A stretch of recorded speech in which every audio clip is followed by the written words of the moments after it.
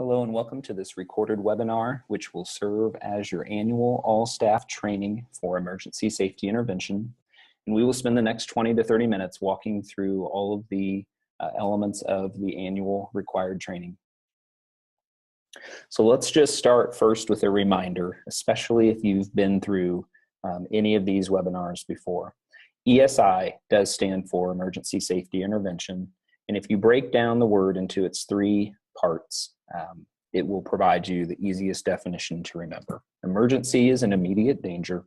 Safety indicates a student harming self or others. And intervention is either restraint or seclusion and should only be used for a limited period of time and cease immediately when the immediate danger of harm to self or others has dissipated or subsided.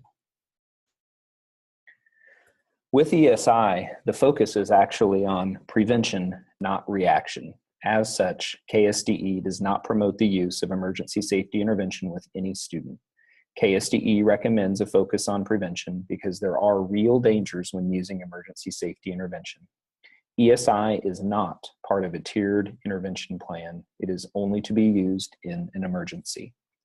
ESI, or emergency safety interventions, are reactive strategies and do not decrease the likelihood of a behavior from occurring. Districts should focus on using proactive strategies to support students, including positive behavior interventions and supports. De-escalation is helpful to begin to identify acting out behavior early and use proactive strategies to decrease the use of seclusion and restraint.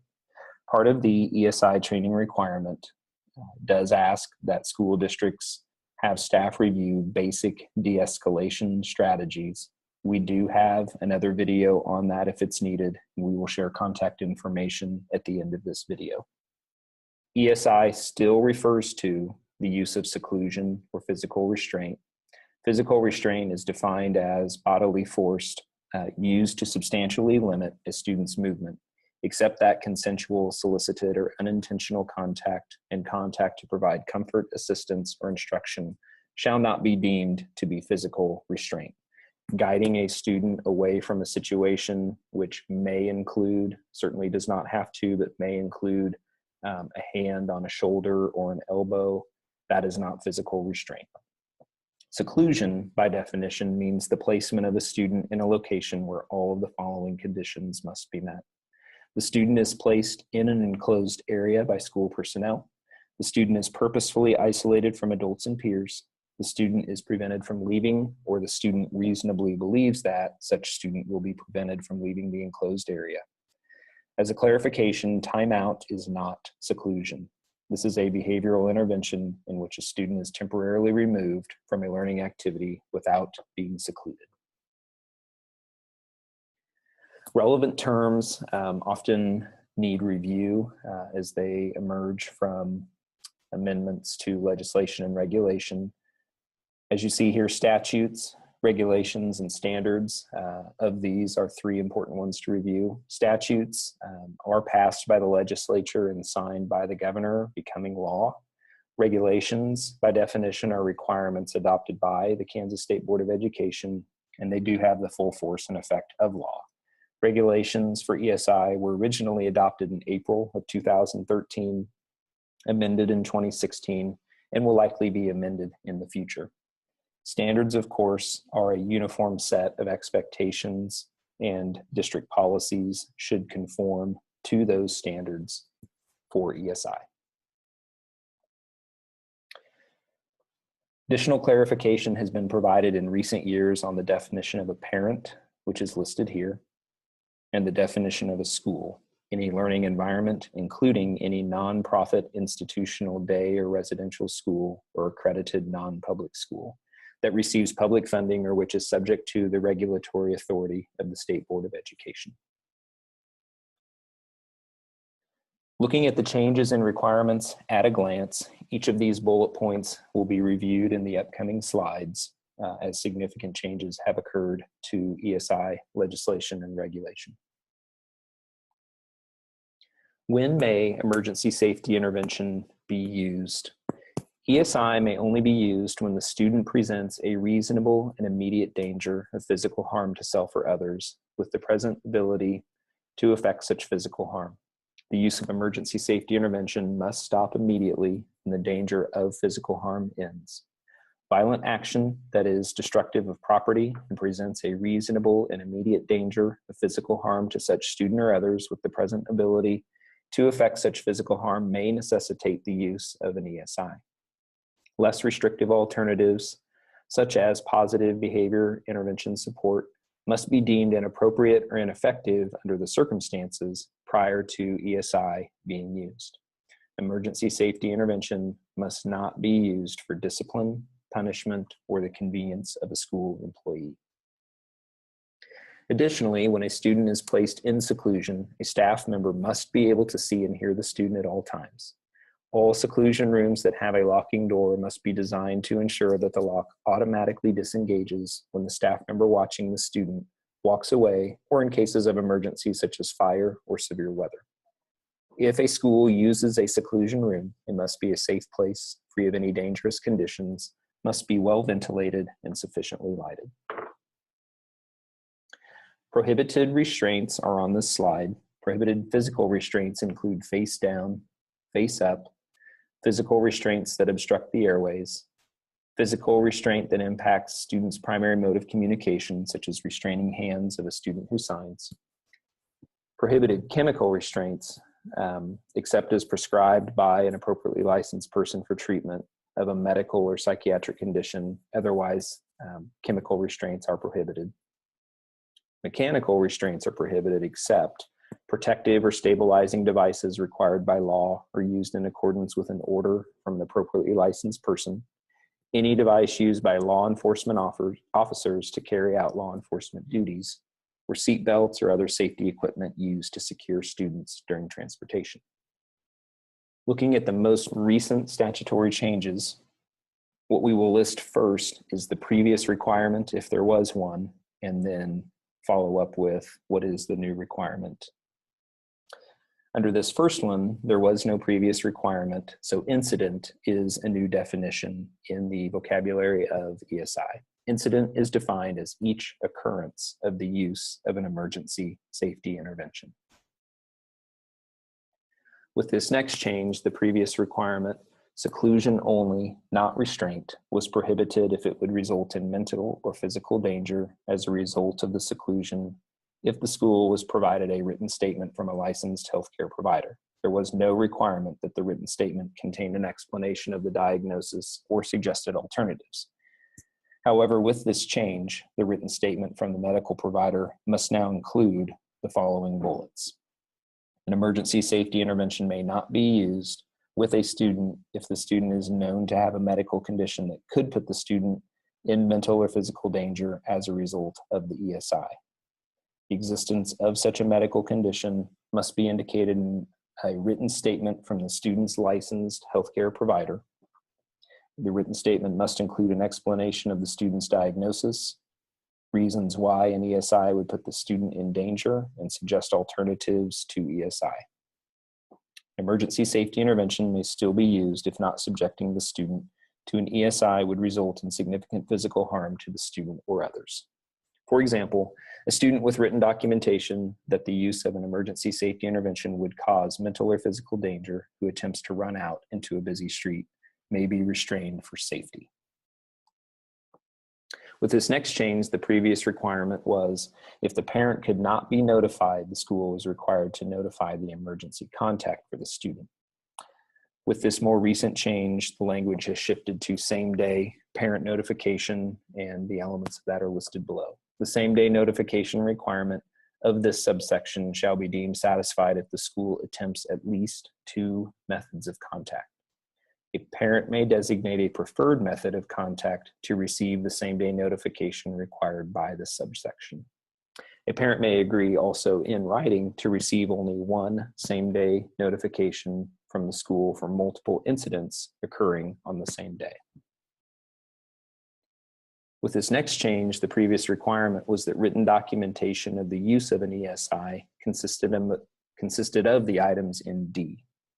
E, F, and G were added in this change because the meeting with parents is now required only upon parent request, and we will talk about this one in a little bit.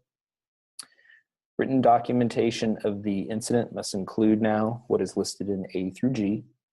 KSDE interprets written to mean printed or electronic. Schools may group incidents together when documenting the items in A, B, and C if the triggering issue necessitating the ESI is the same. With this next change, as far as the previous requirement is concerned, there was no flexibility in the delivery form of the required parent information.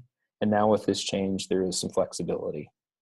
The required parent information should always include a copy of the standards of when ESI can be used, a flyer on parents' rights, information on the parent's right to file a complaint through the local dispute resolution process and the administrative review process by the State Board of Education, and also include information that will assist the parent in navigating these processes, including contact information for Families Together and the Disability Rights Center of Kansas.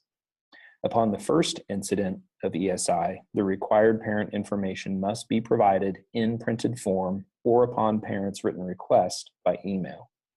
For any subsequent incidents, schools may provide this information to parents with a full and direct website with the information.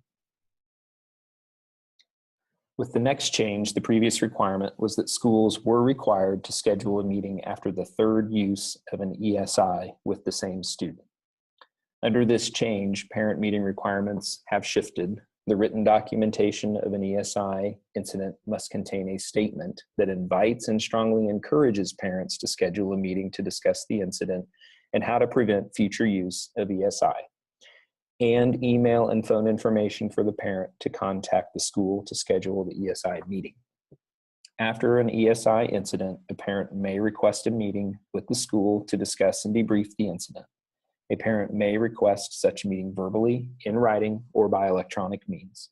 The focus of any meeting convened shall be to discuss proactive ways to prevent the need for ESI and to reduce incidents in the future. With this next change, the previous requirement was that there was no previous requirement specifically related to students permanently placed in private school. With this change, ESI meeting for a student parentally placed in private school, for students who have an IEP and are placed in a private school by a parent, a meeting called by the parent must include the parent and the private school, who shall consider whether the parent should request an IEP team meeting. If the parent requests an IEP team meeting, the private school must help facilitate such meeting. Under this next change, the school was required to invite the student to the meeting if there was debriefing or discussion on the use of an ESI. With the change, student attendance at emergency safety interventions meetings, the parent shall determine whether the student shall be invited to any meeting. With the next change, it has to do with semantics of calendar days versus school days. Under the previous requirement, there was a time limit of 10 calendar days. Moving forward, if a parent requests a meeting to discuss an ESI incident, the meeting must be called within 10 school days. Nothing prevents a school from grouping incidents into one meeting for discussion, as long as the timeline in the previous sentence is met. The time for calling this meeting shall be extended beyond the 10-day school limit if the parent is unable to attend within that time period. The parent will determine whether the student shall be invited to the meeting. If the student has an IEP or a 504 plan, there are some conditions or recommendations that apply here. The IEP team or 504 plan team meet to discuss the incident. When an IEP team meets, all IEP notice and meeting requirements must be followed. The team will consider the need to conduct a functional behavior analysis, develop a behavior intervention plan or BIP, or amend either if they already exist. If the student has a 504 plan, the team must discuss and consider the need for special education evaluation. And again, those are new requirements in situations where the student has an IEP or a 504 plan. If the student, however, does not have an IEP or 504 plan, the meeting then is between the parent, school administrator, teacher, school employee involved in the incident, and other school employees that the school administrator deems appropriate. The group will discuss the incident, consider the need for a functional behavior analysis or BIP, and consider the appropriateness of a referral for special education evaluation. With this next change, there was no previous requirement. Now, moving forward, parent notification is required if a law enforcement officer or school resource officer is using seclusion, physical restraint, or mechanical restraint in a situation where an ESI occurs. If the school is aware that a law enforcement officer or school resource officer has used seclusion, physical restraint, or mechanical restraint on a student, the school must notify the parent the same day using the parent's preferred method of contact. However, the school is not required to provide the documentation of the incident or the information to the parents as specified in an earlier slide, those 4 elements. This use of seclusion, physical restraint, or mechanical restraint by a law enforcement officer or school resource officer is not required to be reported to KSDE. Again, an example of mechanical restraint may include the use of handcuffs. An update on law enforcement exemption. Campus police officers and school resource officers are exempt from the requirements of ESI statutes and regulations when engaged in an activity that has a legitimate law enforcement purpose. School security officers are not exempt from the requirements of an emergency safety intervention or the statutes or regulations. Relevant definitions of each of those roles are listed below: campus police officer, school resource officer, and school security officer. As we think about ESI training requirements in local school districts, sometimes it's easiest to think about this requirement in terms of all, most, and few.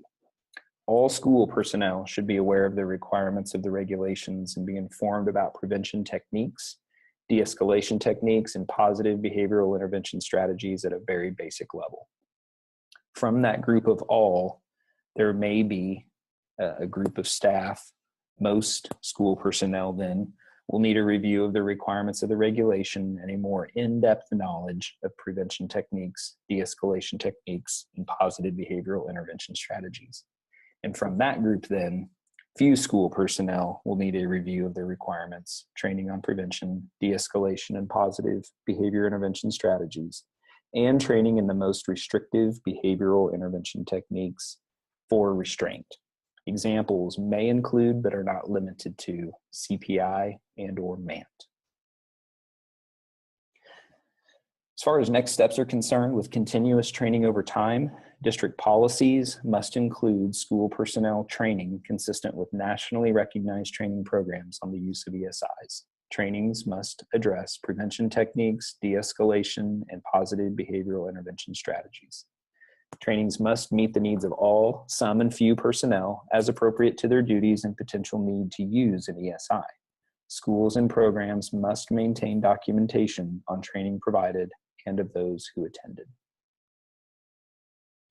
When notifying parents of the first emergency safety intervention incident, parents must be provided the following information in printed form or upon parents' written request by email.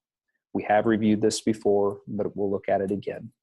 A copy of the standards of when ESI can be used, a flyer on the parent's rights under ESI law, information on the parent's right to file a complaint with their local board and their right to request administrative review by the state board, as well as then fourth, information that will assist the parent in navigating the complaint process, including contact information for Families Together and the Disability Rights Center of Kansas. For subsequent incidents with the same student, schools must provide this information to parents with a full and direct website with the information.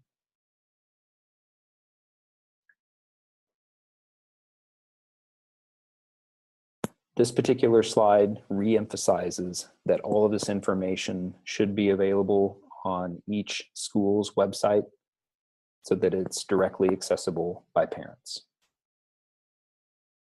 If you need more information on this webinar, our compiled resources, or de-escalation training, please contact Michael Kuntz at michael.kuntz@greenbush.org. This concludes the annual training, inclusive of updates and requirements for school districts. Have a great year.